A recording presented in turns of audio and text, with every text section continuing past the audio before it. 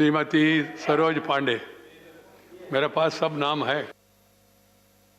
Miss Saroj Pandey, sorry जी। No राजनीति please. अंतर्राष्ट्रीय महिला दिवस के अवसर पर आपने मुझे आज बोलने का मौका दिया, मैं आपको साधुवाद देती हूँ। माननीय सभापति जी, आज अंतर्राष्ट्रीय महिला दिवस पूरे विश्व में मनाया जा रहा है, लेकिन जो परिस्थितियां हैं और पिछले कुछ वर्षों में मुझे लगता है कि महिलाएं बेहद सशक्त हुई हैं। महिलाओं पे राजनीति नहीं होनी चाहिए। हम तो वैसे भी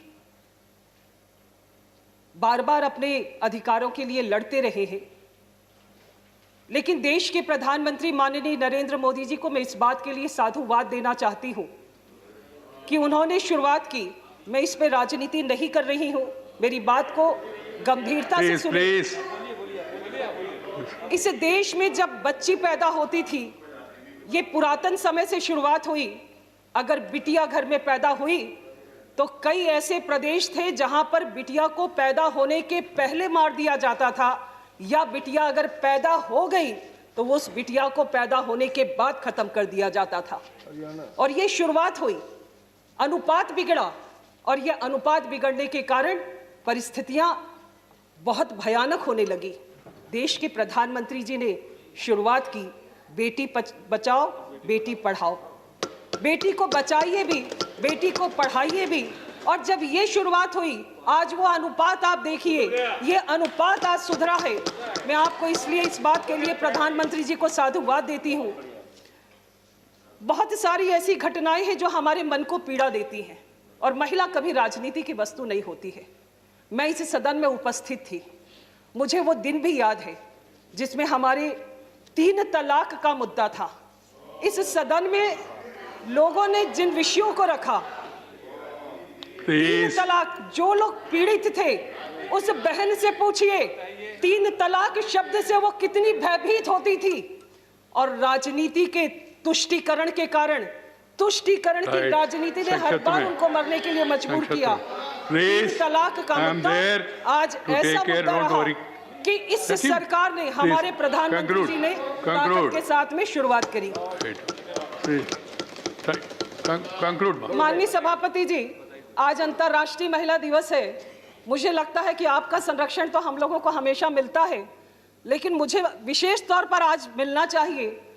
मैं इस बात को भी जरूर कहना चाहती हूं कि हमारे यहाँ पर राजनीति करने के लिए जब शुरुआत होती है तो हम लोगों को पीछे ढकेल दिया जाता है, या राजनीति प्रदेशों की बात की जाती है। लेकिन अगर कुछ अच्छा हुआ है तो सरकार को भी आपको साधुवाद देना चाहिए। भारतीय जनता पार्टी, हमारी सरकार ने राजनीतिक तौर पर अगर आरक्षण की बात कही तो सरकार समाप्त करिए।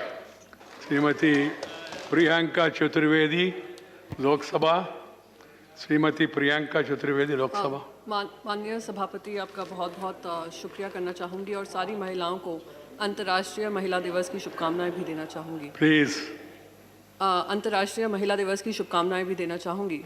साथ ही साथ मैं ये भी कहूँगी सर, आपने बहुत सारी बातें कहीं अपने इंटरनेशनल वुमेंस डे को लेकर। हमने 24 साल पहले ये शुरुआत की थी पार्लियामेंट से कि हम 33% रिजर्वेशन लाएंगे महिलाओं के लिए। मैं मानती हूँ 24 साल के बाद हमें ये जो आंकड़ा है 50% कर देना चाहिए। जब हम 50% आबादी हैं तो 50% हमारा रिप्रेजेंटेशन क्यों ना हो, पार्लियामेंट में हो या असेंबली में क्यों ना हो।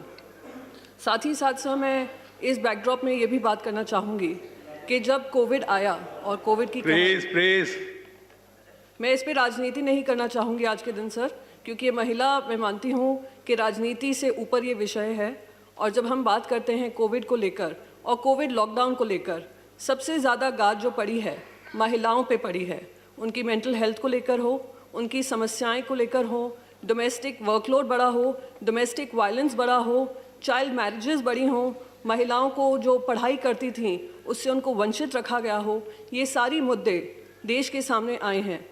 मैं चाहूँगी कि हम देश में और पार्लियामेंट के Right. माध्यम से इस पे चर्चा करें। प्रियंका जी। आखिरी बात सर, बस एक चीज़ कहूँगी, इंडिया में सबसे ज़्यादा महिलाओं के ऊपर बायस एक रिपोर्ट बताती है होता है, वर्क पेलोड का हो या उनकी भागीदारी का हो।